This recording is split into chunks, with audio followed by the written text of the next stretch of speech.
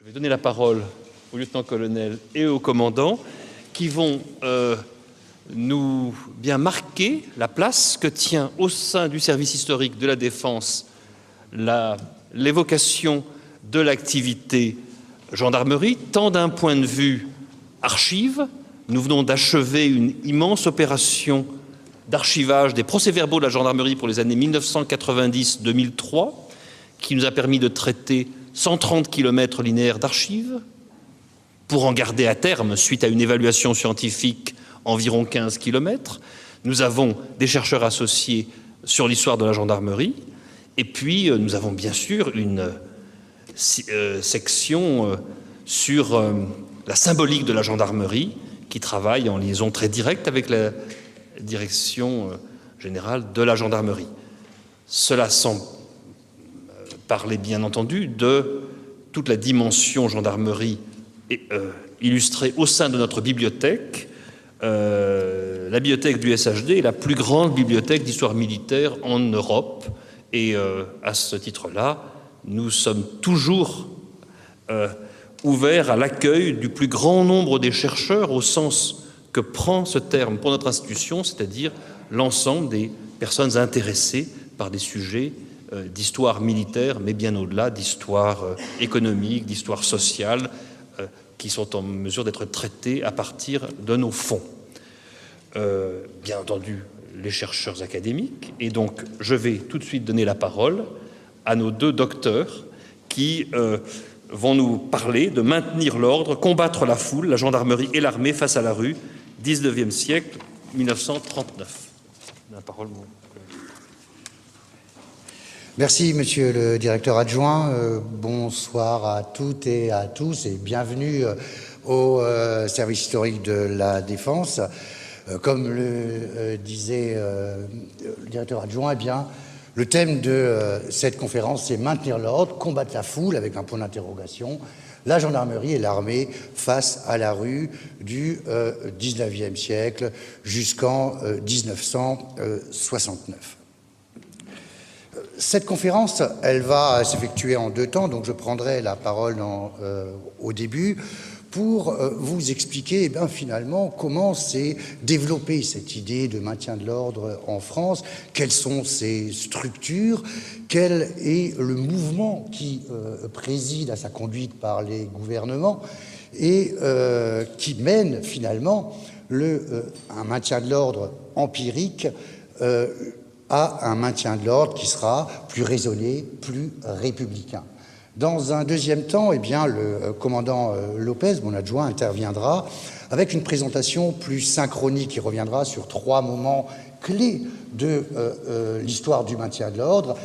1884 avec une circulaire Waldeck-Rousseau, 1930 la première grande instruction qui rationalise le processus mais aussi la mise en œuvre du maintien de l'ordre, et enfin troisième moment, 1er avril 1969, le moment où finalement se crée une formation spécifique pour exercer le maintien de l'ordre en France.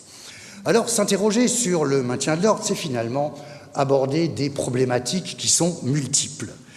Comment l'État envisage la contestation? Comment gère-t-il cet équilibre délicat entre le respect de l'ordre et la liberté d'expression? Il y a un lien évident, vous le comprenez, avec l'exercice de la démocratie. Le lien est également évident avec la violence. Comment en user? Existe-t-il des seuils? Ces seuils ont-ils évolué? Nous aborderons probablement ces questions au cours des débats. Enfin, le maintien de l'ordre, et ça c'est quelque chose d'essentiel, c'est une question technique et une question de technologie qui évidemment ont un impact sur la manière dont s'effectue ce maintien de l'ordre.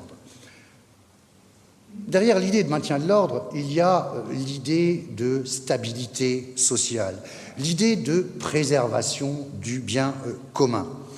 On connaît certaines définitions, celle du sociologue Max Weber, qui propose comme définition le maintien de l'ordre serait une violence exercée par l'État pour se protéger. Alors, cette notion de violence, le commandant Lopez en reviendra peut-être là-dessus, elle est peut-être discutable parce qu'elle existe évidemment des deux côtés. Une définition un petit peu plus récente, celle d'Egon Bittner, qui est un sociologue américain des années 1970, qui lui proposait plutôt la définition de régulation des relations sociales en utilisant, si nécessaire, la force et non pas la violence. En France, la base théorique, elle réside dans un ouvrage rédigé par le comte de Guibert en 1790, l'année de sa mort, et qui s'intitule « De la force publique considérée sous tous ses rapports ». Alors Guibert, il imagine un système qui contient plusieurs degrés de force. Le premier degré de force est constitué par les polices municipales qui ont été rénovées sous la Révolution. Le deuxième degré de force est composé par les maréchaussées. Le maréchaussée, on est en 1790. Il faut attendre le 16 février 91 pour voir apparaître la gendarmerie nationale, qui est son successeur direct. Les maréchaussées, donc, deuxième degré de force. Troisième degré de force, les troupes réglées et la milice nationale, autrement dit, l'armée. Cette distinction, elle est toujours en vigueur. Les forces, actuellement, les forces de première catégorie sont constituées par la gendarmerie nationale et la police nationale, enfin la gendarmerie départementale. La deuxième catégorie de forces est constituée par la gendarmerie mobile. Et la troisième catégorie de forces est composée par les forces armées. Donc on a un schéma, finalement, qui bouge assez peu depuis le moment de la Révolution. Le maintien de l'ordre, c'est également une expression polysémique aux définitions et aux champs sémantiques qui sont fluctuants. Et l'historiographie, elle envisage assez peu ces questions. Au XVIIIe siècle et au XIXe, l'expression « maintien de l'ordre » est anachronique. Quand vous regardez les sources, vous ne trouvez pas le mot « maintien de l'ordre ». En revanche, on retrouve fréquemment le maintien du bon ordre, donc une définition beaucoup plus large, si vous voulez, ou alors les missions de police en général. Évoquer le maintien de l'ordre pose également un certain nombre de problèmes discursifs. À partir de quel moment, de quelle situation doit-on parler de maintien de l'ordre? Débute-t-il au moment où la vérification par des forces de police s'effectue, à l'instant où des personnes s'opposent aux représentants de la loi, ou bien réside-t-il alors dans une sorte d'état de physique quantique variable selon la réaction des forces de police ou selon celle des manifestants? On en revient finalement au premier des paradoxes formulés par les logiciens grecs en IVe siècle avant Jésus-Christ, Eulibile notamment, qui souligne les difficultés inhérentes au vocabulaire, de trouver des définitions précises aux mots ou aux concepts qu'on emploie. Alors le flou sémantique qui préside à l'expression maintien de l'ordre, il est paradoxalement très très bien défini par les normes juridiques qui envisagent des réponses pénales adaptées à des comportements sociaux ou politiques.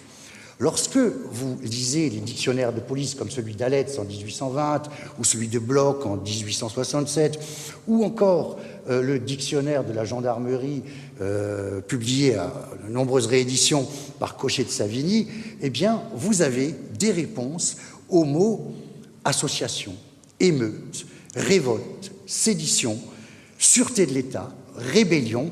Vous avez des réponses pénales, donc très précises, avec les articles du Code pénal qui correspondent à ces actions, au sein de ces dictionnaires qui donnent donc, avec une grande précision, déclinent les peines qui sont éventuellement subies par ceux qui ont enfreint l'ordre. Finalement, on peut considérer le maintien de l'ordre comme un agrégat de concepts juridiques qui établissent des règles et des comportements qui doivent réguler les relations sociales.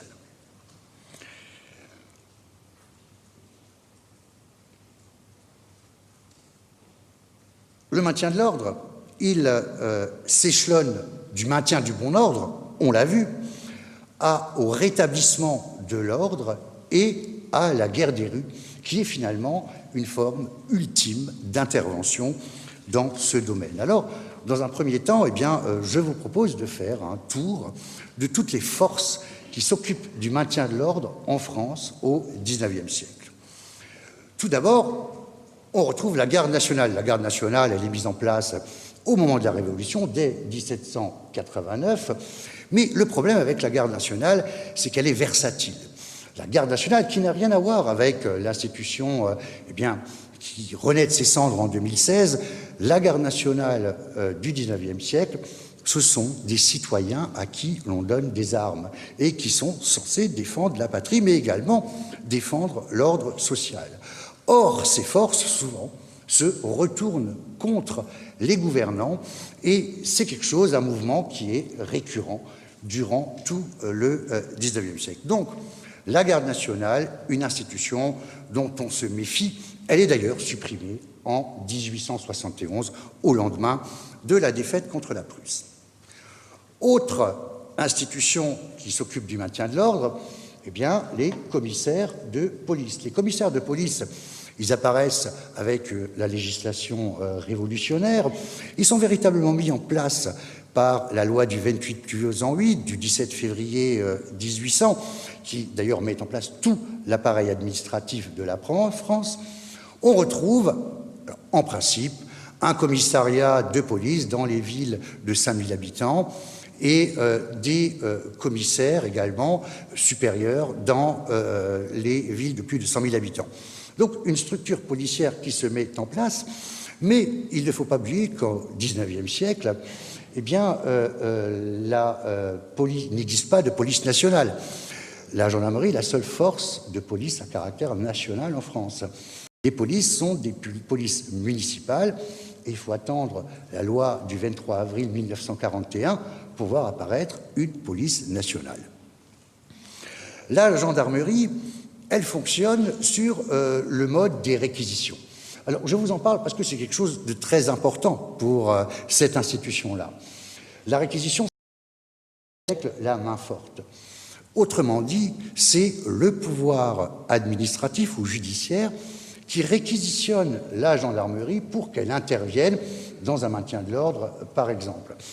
C'est donc une procédure qu'on retrouve dans toutes les grandes lois d'organisation de la gendarmerie et qui est toujours précisée.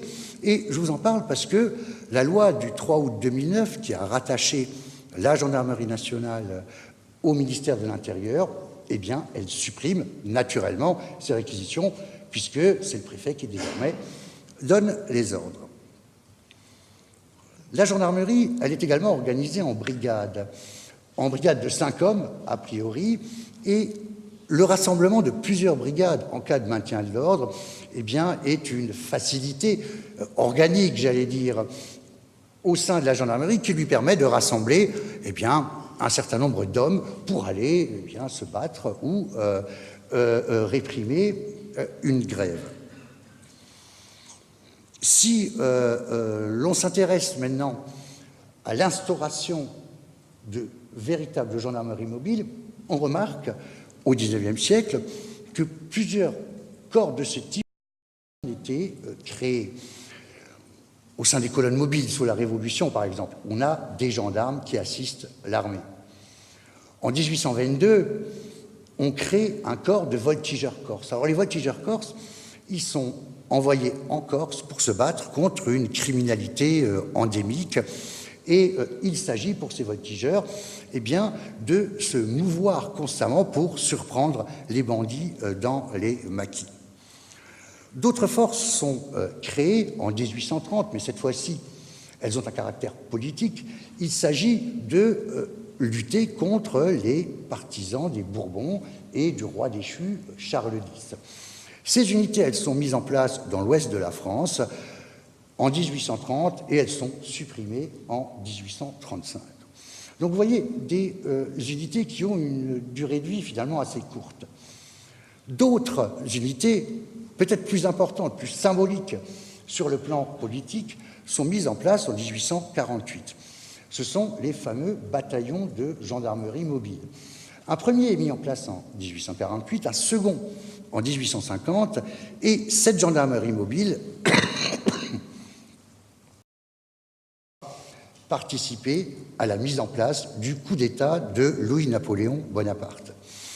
Ils vont notamment garder l'imprimerie nationale, mais les gendarmes mobiles vont également se battre sur les boulevards, notamment le 4 décembre, avec, là on est dans une scène de guerre, avec de nombreux morts, et le pouvoir politique, les républicains notamment, ne vont jamais oublier cette participation de la gendarmerie mobile au renversement du pouvoir républicain.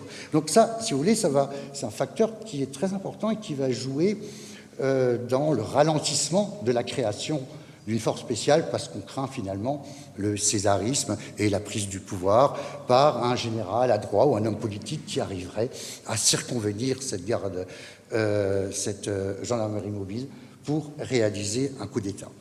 Une dernière tentative de mise en place de gendarmerie mobile est mise en place entre 1871 et 1885, et cette gendarmerie mobile aura un rôle véritablement réduit.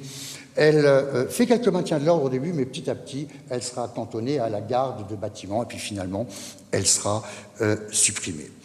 Donc, pour revenir à cette liste des unités qui participent au maintien de l'ordre, la garde nationale, les commissaires de police, la gendarmerie nationale, on l'a vu. Vous avez également d'autres acteurs, alors ça, vous le croisez dans les archives. Vous voyez que parfois, les pompiers, les gardes forestiers, eh bien, participent à des mouvements de maintien de l'ordre. Mais ce maintien de l'ordre, sa clé de voûte, si vous voulez, c'est l'armée. L'armée qui intervient en dernier ressort lorsque toutes les forces de police, eh bien, finalement, ont été incapables de résoudre, de mettre un terme à une grève ou à une rébellion. Alors, au total, vous voyez bien que le système français, on a l'habitude d'être cartésien, en français, bien non. Le système, finalement, il empile différentes forces, et leur caractéristique aussi, c'est qu'il n'y a absolument aucune formation. On n'apprend pas à faire le maintien de l'ordre, on le pratique. J'en arrive à ma seconde partie qui va tenter de vous montrer que finalement, le maintien de l'ordre, petit à petit, il sera véritablement pris en compte par les militaires.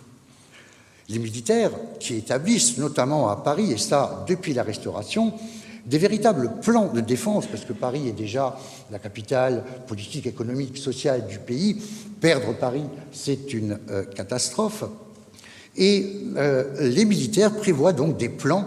Alors tous ces plans, on les retrouve ici dans les archives, dans la série D, E, F, où ils sont détaillés, vous verrez, ils sont véritablement récurrents. Ces plans, généralement, ils visent à occuper les points stratégiques, les voies de communication, et ils s'appuient sur la garde nationale. Sur le plan théorique, donc, on a finalement un substrat qui est assez faible. Mais au lendemain de l'émeute de juin 1948, les militaires eh bien, produisent un certain nombre d'écrits qui évoquent la guerre des rues. On est là donc dans la phase ultime, au moment où les forces de police ne parviennent plus ne sont plus suffisantes pour intervenir. Et un de ces théoriciens, c'est le maréchal Bugeaud. Le maréchal Bugeaud qui écrit Une guerre des rues et des maisons, qui est publié en 1840, qui n'est pas publié en 1848, c'est un manuscrit qui a été retrouvé à la fin. Et dans cette guerre des rues et des maisons, le maréchal Bugeaud donne en réalité eh bien, toute une série de recettes tactiques sur la manière d'investir une ville, la manière de renverser les barricades. Alors j'aimerais revenir à l'image d'avant, s'il vous plaît. Le maréchal Bugeaud nous explique par exemple comment, alors là on a un daguerréotype de 1848, pris lors de la grande émeute de juin 1848. Alors, vous avez en juin 1948, les barricades atteignaient parfois le 5e étage des immeubles. Donc, Vous voyez leur masse imposante. Et Bugeaud, il vous explique qu'il faut les attaquer, qu'il faut percer les cloisons, qu'il faut progresser maison par maison en haut des immeubles pour prendre à revers les manifestants, enfin là, en l'occurrence, les révoltés. Il explique aussi que, il faut avancer à l'africaine, ce qu'on appelait à l'africaine, c'est-à-dire en rampant pour essayer, le long des maisons, pour essayer d'éviter les tirs qui viennent des soupirails, qui viennent des fenêtres, qui viennent des toits. Et il s'agit donc, là, vous comprenez véritablement une situation de guerre.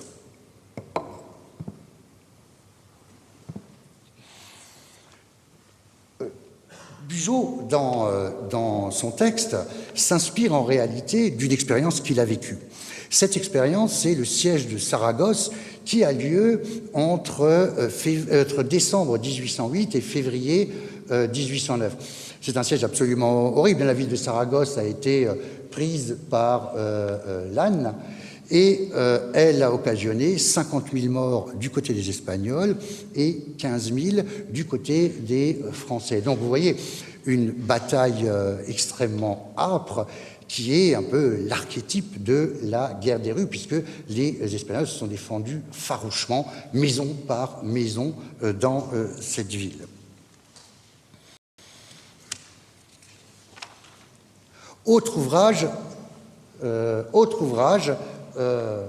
évoquant le maintien de l'ordre, c'est l'ouvrage du général Roguet qui s'intitule « Insurrection et guerre des barricades dans les grandes villes ». Le général Roguet, lui, puise son expérience dans l'épisode de Lyon et des Canuts en 1831.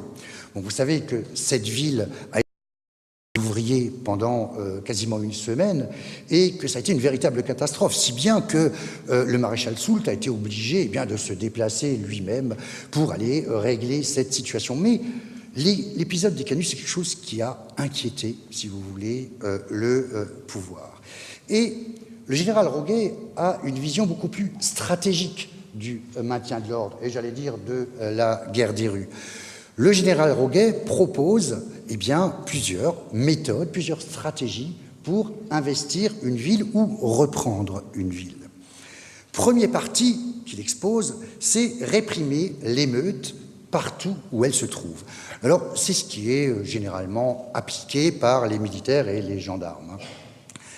Donc, réprimer l'émeute partout où elle se trouve, mais Roguet est contesté par certains de ses camarades généraux.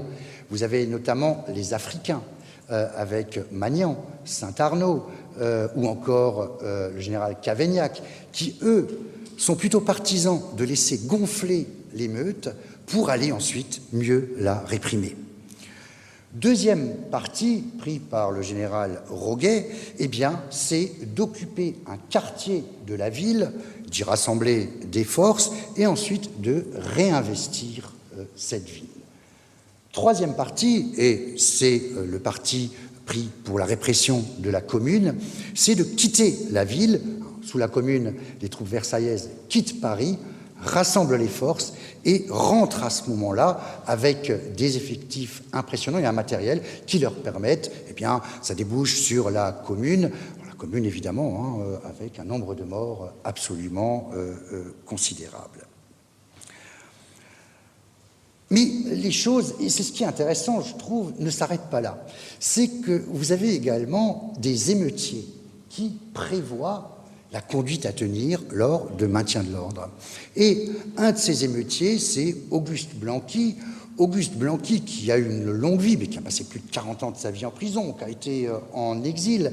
Et Auguste Blanqui publie en 1868-69, alors on ne sait pas, sûrement en Belgique, un ouvrage qui s'intitule « Instruction pour une prise d'armes ». Blanqui, il explique aux émeutiers comment monter une barricade solide. Il faut mettre des contre-escarpes, il faut qu'elle soit assez haute, il faut que les émeutiers ne la quittent surtout pas la nuit, qu'ils restent bien présents sur les lieux. Mais son exposé, évidemment, ne s'arrête pas là. Il tient compte également du renseignement, de la communication des informations, de l'approvisionnement en nourriture et en munitions des émeutiers. On a là, si vous voulez, une sorte de contre-exemple de la littérature militaire. Et d'ailleurs, Blanqui a probablement été conseillé par des militaires pour établir sa théorie. Mais Blanqui, c'est plutôt un homme d'action qu'un théoricien, si vous voulez, de l'émeute. Bref, la guerre des rues, c'est une affaire de fantassins, c'est une affaire d'artillerie aussi, éventuellement, mais on n'emploie pas les chevaux. Mais ce qui la caractérise surtout, c'est un discours de tous les côtés qui privilégie finalement la violence. Noémie ? La violence. Alors, ce petit tableau vous montre finalement que ces maintiens de l'ordre se traduisent par un nombre de morts assez considérable. Les émeutes de juin 1948, 1600 morts du côté des troupes, 4000 morts du côté des manifestants et des émeutiers. Autre exemple véritablement symbolique, c'est la Commune de Paris, 1100 morts et 6500 blessés au sein des troupes, et de 13 000 à 30 000 morts.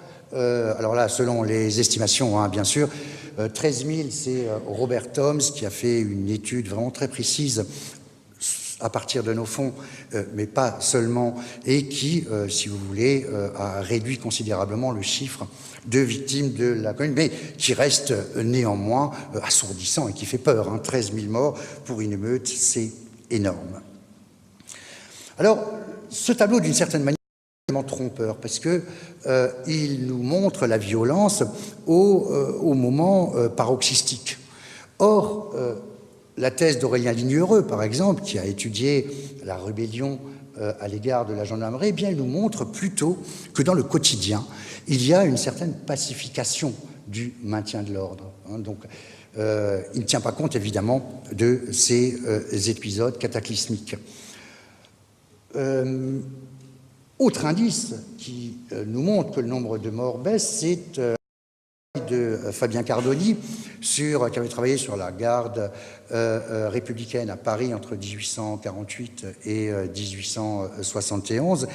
Et Cardoni nous montre que les grandes grèves de l'été 1969 et du début 1970, eh bien, finalement, elles ne donnent pas lieu à un nombre de morts important, en tout cas, un nombre de morts qui n'a absolument rien à voir avec les chiffres qui sont exposés ici.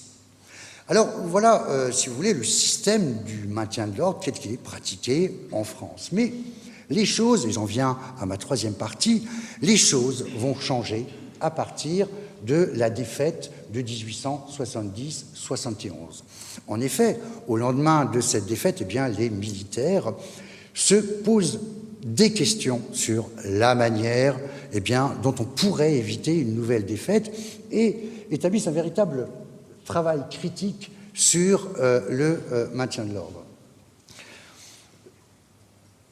Au lendemain de cette guerre, effectivement, les militaires écrivent énormément. Et dans leurs écrits, souvent, qui envisagent l'armée et sa place dans la nation, eh bien, souvent, ils demandent à ce que l'armée soit débarrassée de ce système du maintien de l'ordre pour qu'elle puisse se consacrer à son objectif principal et ultime, le combat, la guerre.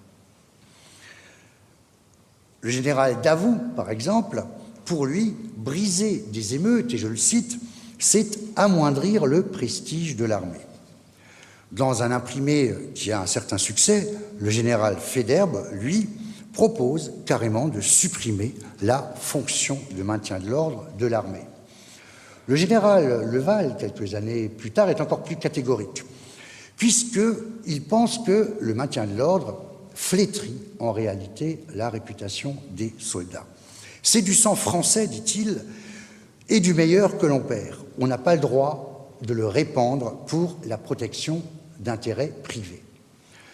À cette réticence de l'armée viennent aussi se joindre des problèmes juridiques. En 1873, par exemple, eh bien, le général Bourbaki refuse réquisition du préfet de la Loire. Autrement dit, il refuse d'envoyer les troupes pour réprimer une grève. Il faut dire que le nombre de grèves au lendemain de la Commune, qui a vraiment été étêté de tous ses principaux membres, le nombre de grèves chute considérablement. Mais Michel Perrault nous montre qu'à la fin des années 1880, eh bien, on a là une nouvelle génération, si je puis dire, et le nombre de grèves augmente à nouveau de manière considérable. Les militaires sont puissamment armés pour faire le maintien de l'ordre. Et l'utilisation de fusils est évidemment lourde de conséquences. Par ailleurs, il est contraire à l'honneur militaire de reculer devant une armée ennemie, mais également devant une foule. Les soldats manquent également d'expérience. Ils subissent des jets d'objets, des crachats, des insultes, et c'est quelque chose auquel ils ne sont pas forcément habitués. D'autres problèmes viennent se greffer à ces questions, notamment avec la mise en place de régiments régionaux, la question de fraternisation de troupes avec les manifestants. Et c'est le cas, par exemple, à Langres en 1906, à Raon-l'Étape en 1907, ou encore lors des grèves des viticulteurs du Midi en 1907, on a des questions de fraternisation qui posent évidemment un problème de maintien de l'ordre et de répression des troubles. Ces troubles provoquent également de plus en plus d'émotions au sein de la population française. Cette émotion, elle est reliée en partie par une presse qui se développe considérablement sous la République. La mécanisation des presses permet de tirer de nombreux exemplaires de journaux à des prix modiques.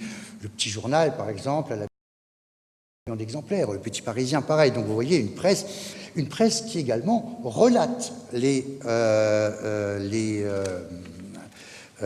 événements comme le maintien de l'ordre. Toutes ces conditions font que finalement, on aboutit parfois à des catastrophes. Et bon, je vais évoquer ici peut-être une grève une manifestation bien connue, qui est celle de Fourmies, le 1er mai 1891, une manifestation qui se termine en drame, puisque 9 morts âgés de 18 ans. Alors, le schéma suivant vous explique un petit peu comment s'est déroulé ce maintien de l'ordre si spécial. Eh bien, l'armée et les gendarmes se trouvent finalement coincés contre une église. Les bâtiments à l'arrière, de côté, tout est investi, infiltré par des manifestants. Ils se retrouvent complètement encerclés, poussés par la foule, et ils font feu au dernier moment pour éviter le contact avec la foule qui manifeste. Donc le bilan des morts, et vous voyez que la moyenne d'âge est très jeune, il faut dire aussi que les manifestants n'hésitaient pas à placer des enfants et des femmes à l'avant, justement pour intimider les forces de l'ordre. Mais là, vous voyez, ça débouche sur une catastrophe, 9 morts à Fourmies. Autre image qui vous montre finalement le retentissement que peuvent avoir les actions de maintien de l'ordre au sein de la presse. On a ici une image du Petit Journal, alors une image de 1906, donc qui relate également un 1er mai et qui montre, vous voyez, vous avez une scénarisation, une dramatisation du maintien de l'ordre, où vous avez des gardes républicains avec le sabre qui pratiquent un maintien de l'ordre. On le sent particulièrement violent. Les décès des grévistes soulèvent donc de plus en plus de polémiques à un moment de la Troisième République où le droit syndical est reconnu, le droit de réunion est également reconnu. Donc il y a là, si vous voulez, une sorte d'antinomie entre les pratiques et le droit public tel qu'il est défini. On va donc assister à un processus d'une lente maturation d'un maintien de l'ordre encore assez violent, vers un maintien de l'ordre qui va être plus républicain. À Paris, on a une situation spécifique avec la préfecture de police. La préfecture de police qui a toujours été un laboratoire d'essais et de nouveautés en matière policière. Et jusque-là, jusque dans les années 1890 à Paris, les personnes qui faisaient le maintien de l'ordre, c'était la première brigade spéciale, donc des gens 1m90, 80 kg, qui étaient recrutés principalement pour faire le coup de poing avec les grévistes de la CGT naissante, par exemple. Louis Lépine va réformer ce système, tout d'abord en faisant de la légalité, notamment en matière de sommation, le principe de son action. Lépine va également commencer à filmer les manifestations pour essayer de comprendre la logique de la foule dans ces déplacements parisiens. Autre nouveauté, en octobre 1900, manifestation, qui est la seconde manifestation Ferrer, en octobre, et pour la première fois, les forces de police et les manifestants vont s'entendre sur un parcours. Donc, on a là, si vous voulez, vraiment un mouvement qui va vers la pacification. Alors, me direz-vous, qu'en est-il de la gendarmerie dans ce domaine du maintien de l'ordre ? La gendarmerie, elle est plutôt absente. Néanmoins, au début du XXe siècle, vous avez certaines études qu'on retrouve d'ailleurs dans les séries Mémoire et reconnaissance du SHD, des études qui sont transmises par des officiers au ministère de la guerre. Celle du capitaine Michel, par exemple, capitaine Michel, qui va diriger la Légion d'Alsace après la Première Guerre mondiale, qui prône un maintien de l'ordre raisonné qui n'utiliserait pas la violence.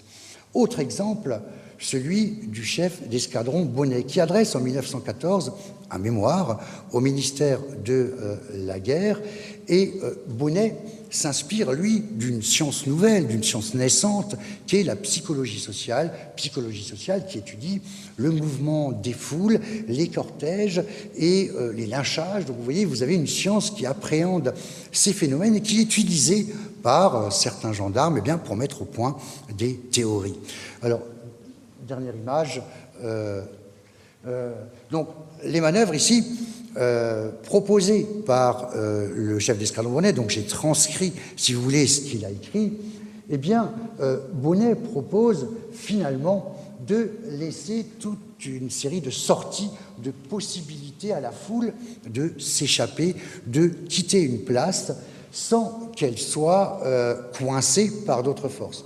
Il s'agit donc de disperser, c'est le principal objet de cette nouvelle méthode qui consiste à préserver des vies. Alors, à la veille de la guerre et j'allais dire au lendemain de la Première Guerre mondiale, rien n'a finalement beaucoup changé sur le plan du maintien de l'ordre, puisqu'on a toujours cet ensemble, cet agrégat de forces qui intervient dans le maintien de l'ordre. Néanmoins, la poussée du syndicalisme, de la CGT, les problèmes inhérents au maintien de l'ordre, utiliser une armée de la victoire et lui mettre en face d'autres militaires, ça devient extrêmement compliqué. Donc, les politiques finissent par finalement penser qu'une force républicaine de maintien de l'ordre, est tout à fait susceptible de gérer tous les problèmes d'ordre public en France à partir du moment où cette force, donc les pelotons de gendarmerie mobile qui sont instaurés en 1921, à partir du moment où cette force devient une force spécialisée qui va se former et établir une doctrine. Voilà, c'est le moment, je crois, où il faut que je cède la parole au commandant Lopez, donc il va revenir un petit moment sur le moment 1884 et puis ensuite va développer tout ce mouvement de républicanisation, mais également de formation, de spécialisation du maintien de l'ordre.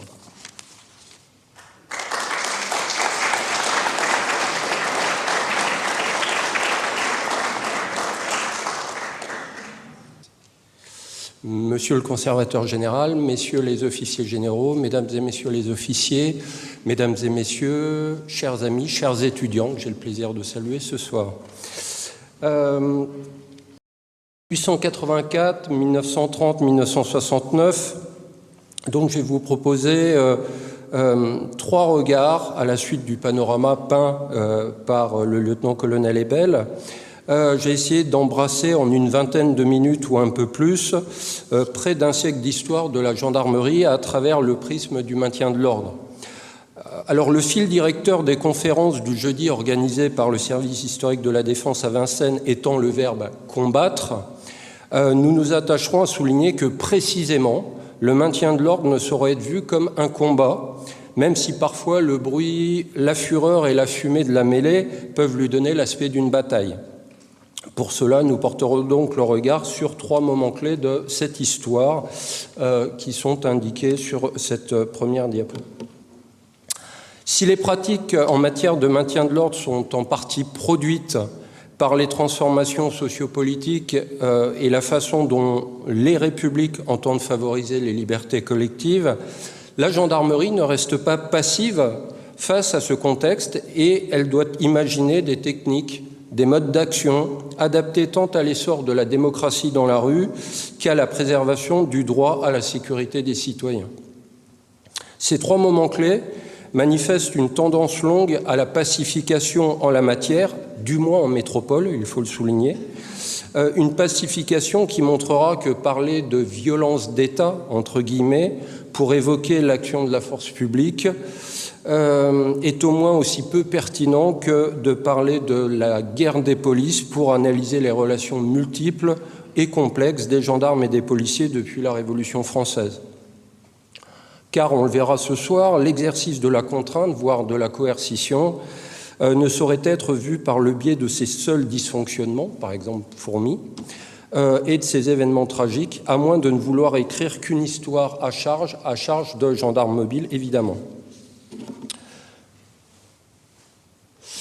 Donc, dans une première partie, je vous parlerai de l'année 1884 en voyant comment on peut voir le maintien de l'ordre comme une modalité de l'exercice des libertés démocratiques. Je vais vous paraître sans doute excessif.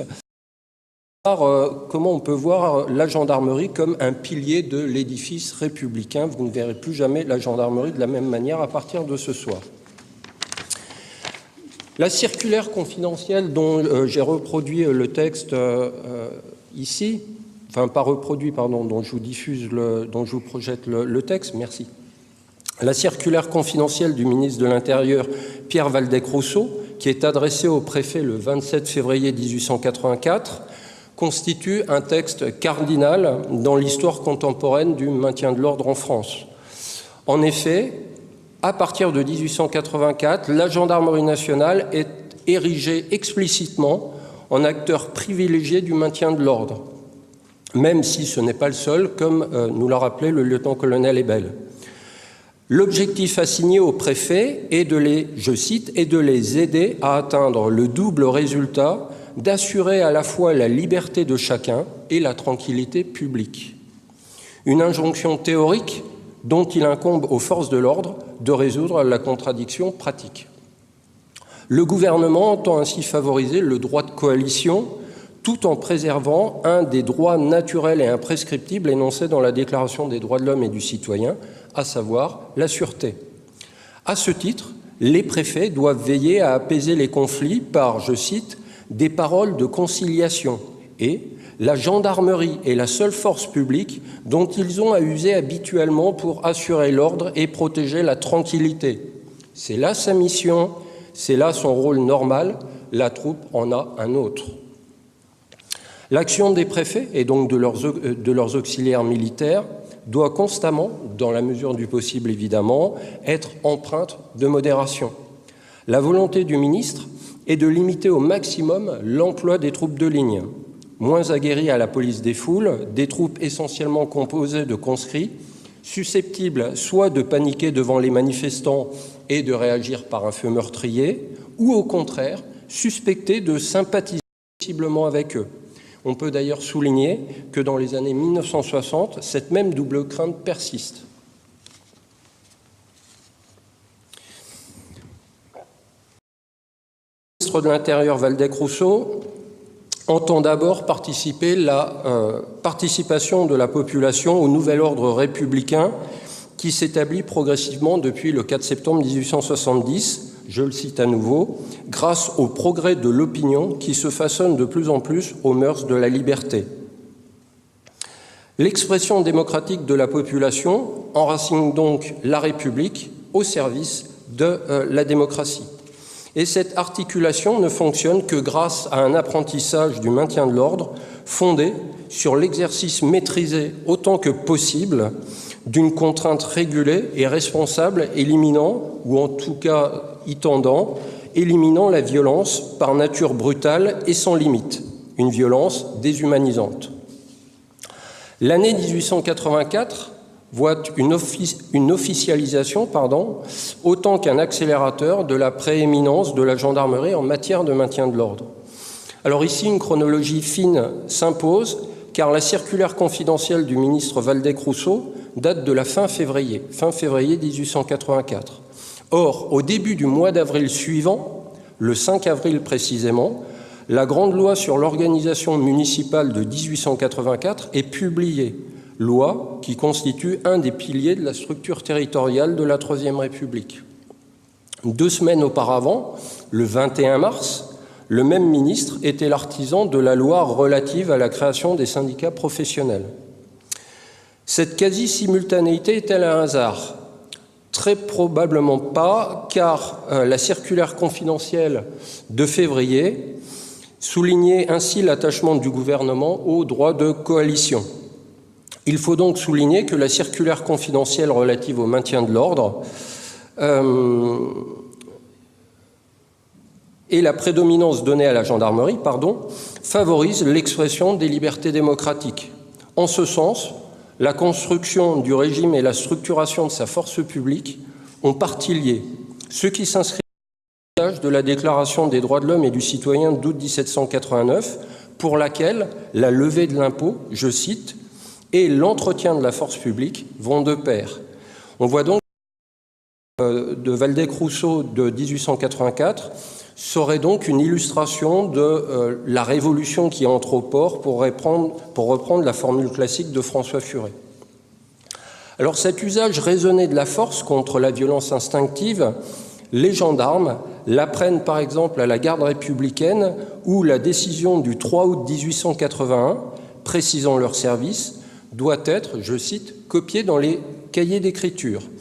Alors cette décision du 3 août 1881 constitue, je cite, la première page qui sera écrite par les nouveaux admis.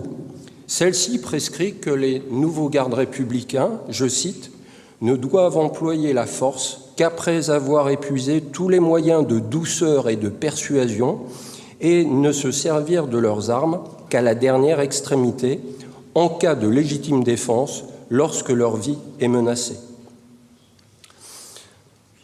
Je termine donc cet aperçu sur ce texte fondamental de 1884 en passant maintenant à un deuxième focus, si je puis dire, sur l'année 1930. 1930, une doctrine fondée sur la maîtrise de soi plutôt que la brutalité, la force collective plutôt que la violence individuelle, l'action organisée et proportionnée plutôt que le déchaînement chaotique et sans limite. Alors, en dépit de ce rôle prééminent de la gendarmerie dans le dispositif de la force publique, en dehors des textes réglementaires déjà évoqués, pas de documents techniques jusqu'alors, pas de documents techniques, pas de documents méthodiques pensés par les gendarmes à ce sujet, si ce n'est quelques rares exceptions évoquées par le lieutenant-colonel Ebel. Des exceptions qui s'inspirent d'ailleurs beaucoup de ce qui est déjà fait à la préfecture de police et ce qui est pensé par les policiers. Il faut attendre véritablement l'été 1930, pour trouver dans les 135 pages de la circulaire sur le maintien de l'ordre approuvée le 30, signée par le ministre de la Guerre André Maginot. Il faut donc attendre ce 30 août 1930 pour trouver l'énoncé de ce qu'on pourrait appeler la doctrine de la gendarmerie en matière de maintien de l'ordre. En effet, on y trouve des principes, des modes d'action, mais aussi une vision de ce que doit être l'ordre public dans cette démocratie de la Troisième République, façon fin des années 20. Dans cette doctrine, dans cette circulaire, le rôle des forces de l'ordre est à nouveau rappelé, puisque, je cite, « Les gendarmes et gardes doivent bien se pénétrer de cette idée que leur intervention n'a d'autre but que d'assurer la liberté et la tranquillité des citoyens. » On voit donc que ce texte de 1930 donne finalement un contenu tactique et organisationnel à la circulaire de 1884. Alors, au-delà de sa matière même, au-delà de ces 135 pages, ce document rend compte d'une création, la gendarmerie mobile, déjà évoquée par le lieutenant-colonel Ebel. La gendarmerie mobile, apparue discrètement en 1918 grâce à Georges Clemenceau et officialisée en 1921 avec les pelotons mobiles de gendarmerie, puis institutionnalisée et structurée en 1926-1927 sous le nom de Garde républicaine mobile.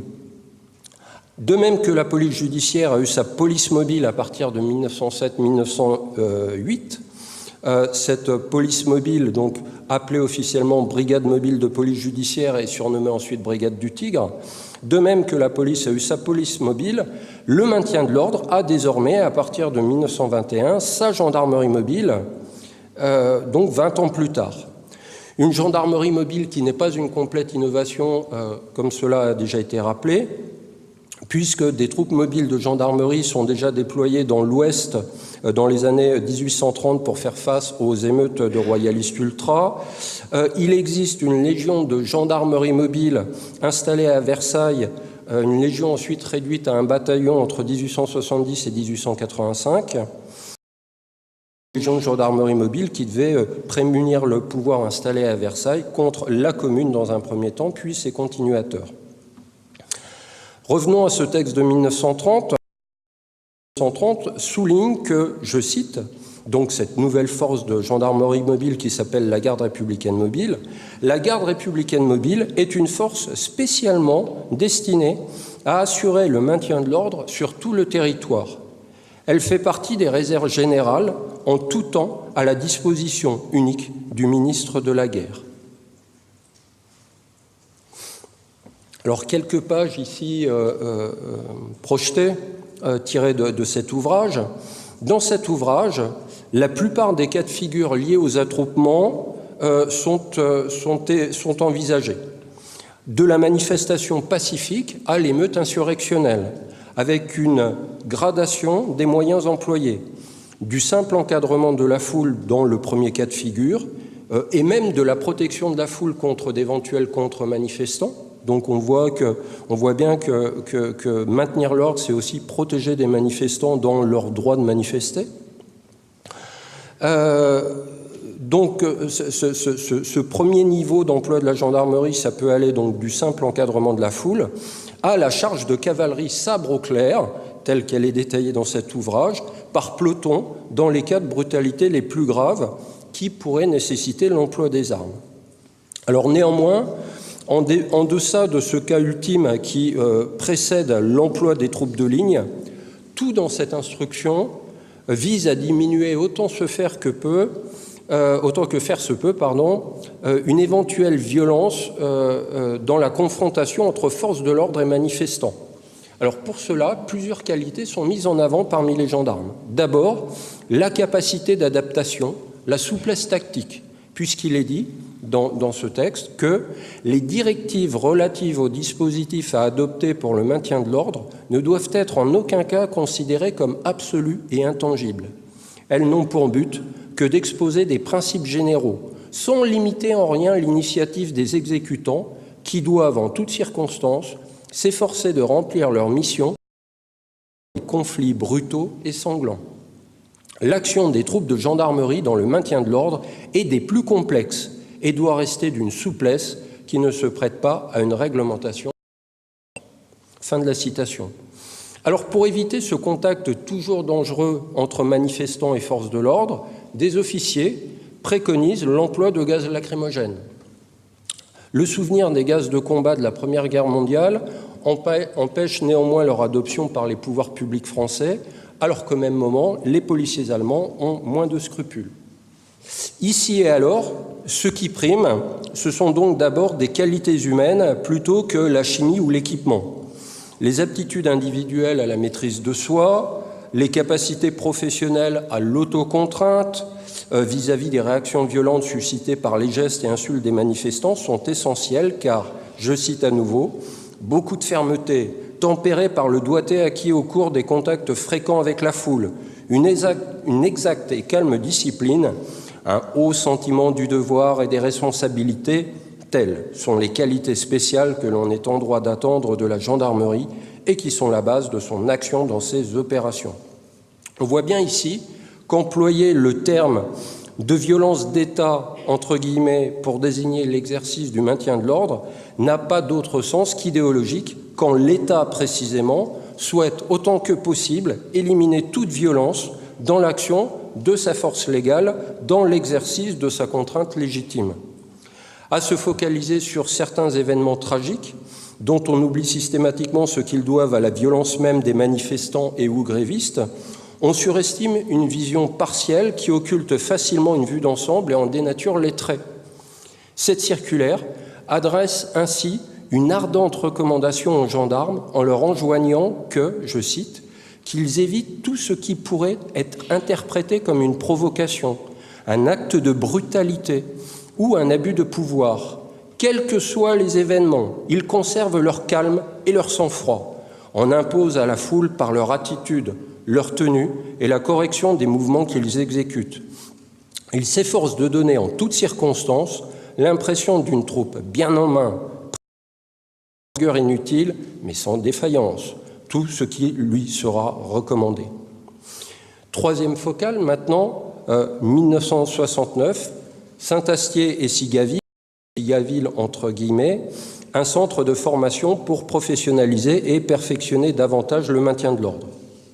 Alors, 1969, donc, faisons un bond que les gendarmes qualifieraient d'offensif, vers la fin des années 60 désormais. Le 25 février 1969, la décision relative à la création d'un centre de perfectionnement de la gendarmerie mobile à Saint-Astier en Dordogne est publiée. Ce centre deviendra plus tard le Centre national d'entraînement des forces de la gendarmerie que nous connaissons aujourd'hui. Si cette création, donc je rappelle, fin de l'hiver 69, début du printemps, si cette création peut apparaître comme le résultat direct des événements de l'année précédente, de façon plus discrète, on constate qu'une réflexion sur les conditions du maintien de l'ordre est à l'œuvre depuis le début des années 1960. Une réflexion qui tend et tient à éviter autant que possible la mort parmi les manifestants. Même dans le contexte de la guerre d'Algérie et des dizaines de morts qu'elle a pu produire parmi les forces de l'ordre, y compris à Paris. Un contexte également en 1961, printemps 1961, avec des mouvements paysans extrêmement violents, des mouvements organisés et médiatisés, avec des paysans qui ont compris qu'une image savamment utilisée, pour ne pas dire manipulée, est une arme extrêmement puissante contre des forces de l'ordre, longtemps rétives à l'usage de l'image pour témoigner de leur propre action. Ainsi, en juillet 1961, pour rappeler cette réflexion sur le maintien de l'ordre qui apparaît bien avant 1968 et ses suites, En juillet 1961, le chef d'état-major des armées s'oppose à la dotation pour les CRS et les policiers parisiens de, je vous cite un décret qui a été signé mais qui n'a jamais été appliqué, ou effrayé, vous verrez bien. Donc le projet de doter les CRS et les policiers parisiens de fusils mitrailleurs de tout calibre, virgule, mortiers de 60 mm, virgule, lance-roquettes et grenades défensives. N'en jetez plus. Au contraire, le chef d'état-major des armées préconise, je cite, d'apaiser les masses excitées par l'emploi de moyens plus pacifiques que par le feu. On peut imaginer, par exemple, le développement des moyens d'épandage de produits lacrymogènes, l'emploi de moyens sonores adaptés, propres à se faire entendre des populations et à leur donner des consignes de calme. Éventuellement, pour la nuit, des moyens lumineux capables d'aveugler la population sans véritablement la blesser. Fin de la citation. On voit donc ici que les militaires, et le premier d'entre eux, sont ardemment attachés à l'emploi de l'armée, mais uniquement dans les situations insurrectionnelles, pour éviter précisément toute confusion des forces entre celles de première catégorie, police et gendarmerie départementale d'une part, forces de deuxième catégorie, CRS et gendarmerie mobile d'autre part, et d'autre part, les forces de la troisième catégorie, donc à utiliser vraiment en ultime recours, c'est-à-dire l'armée proprement dite. Au mois de mars 1968, alors voilà le type d'archives que vous aurez le bonheur de trouver si vous venez au service historique de la Défense et qu'il vous prend l'envie de travailler sur les archives qui concernent, par exemple, le maintien de l'ordre. Au mois de mars 1968, donc avant même ou presque concomitamment au développement des crispations étudiantes qui favorisent le déclenchement des émeutes en mai, une directive ministérielle souligne la nécessité de réviser l'organisation, l'équipement et l'instruction de la gendarmerie mobile pour le maintien de l'ordre. Donc on est en mars 68, vous voyez qu'on a déjà une réflexion qui précède les fameux événements entre guillemets. Notons alors qu'un vaste exercice de simulation, grandeur nature, qui associerait des gendarmes et des policiers, est prévu pour les semaines suivantes. Exercice dont la temporalité du scénario établi et l'ampleur de la crise concordèrent à peu près avec la réalité. On peut voir ici que, question réalisme de l'exercice, les espérances des gendarmes furent largement comblées.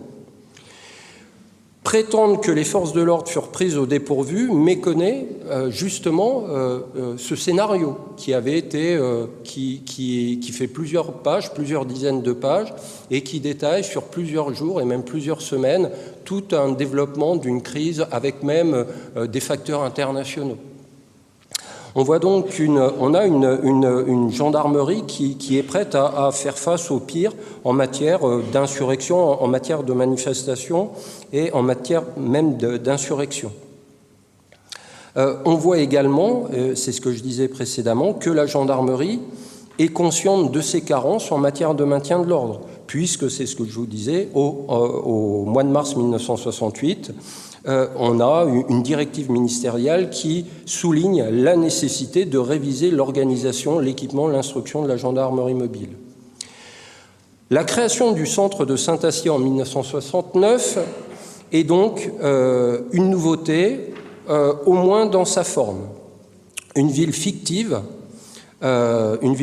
qu'on appelle le Centre d'instruction des gendarmes auxiliaires, donc abrégé SIGA, donc SIGA-ville, donc c'est la ville du Centre d'instruction des gendarmes auxiliaires.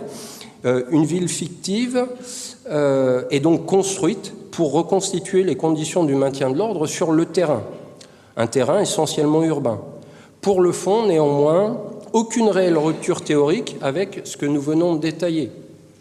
Les gendarmes s'entraînent toujours pour être en mesure de déployer toute la force requise pour une intervention, en proportionnant toujours cette force et ses moyens à la nature de l'adversité.